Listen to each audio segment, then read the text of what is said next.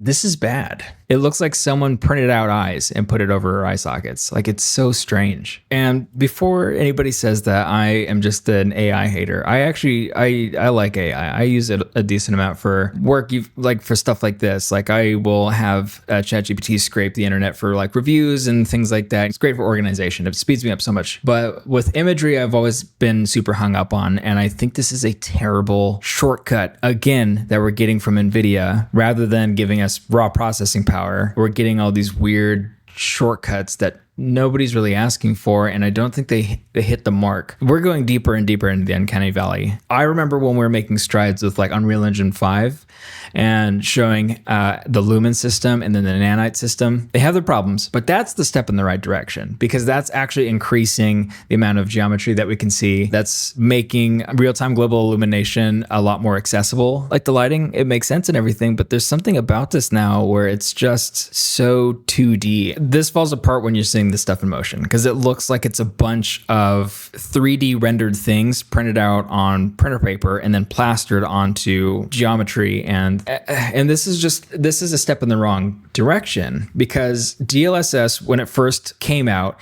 it was a way to extend the life of hardware. That's what it felt like. That's what it was being advertised as.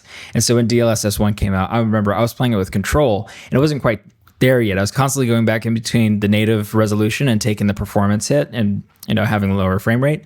Or I was going to DLSS 1 and playing a really blurry game just so I could have all the ray tracing turned on. And I was like constantly going back and forth. Eventually, I just went ray tracing on and then took the performance hit at native resolution. And then when DLSS 2 came out, that's when they finally achieved what they had been talking about and were putting it into practice. And it was amazing. And I was rocking a 2070 at the time. So it was when DLSS 2 came out, it was like a godsend, because I could now play all these new games and I could play them on high graphics and I could still experience the game, and it was smooth. And that was bringing like higher end visual graphics to everybody. That's what it felt like.